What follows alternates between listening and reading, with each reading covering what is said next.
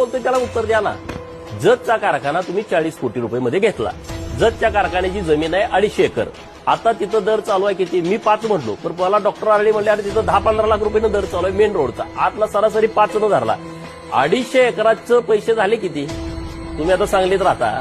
5 लाख रुपयानं जर गुंठा जमीन पकडली तर एका एकराचे 2 कोटी रुपये झाले आणि 250चे 500 कोटी झाले. म्हणजे हा धंदा बरा नाही का जयंत पाटलाचा?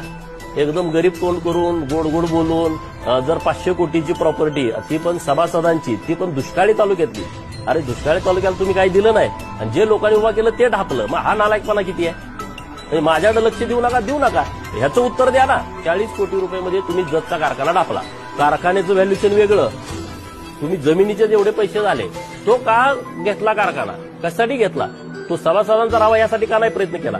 बरं आता त्यापुढे जाऊन महाकालीचं नुसतं 140 कोटीचं कर्ज आहे आणि बँकेनं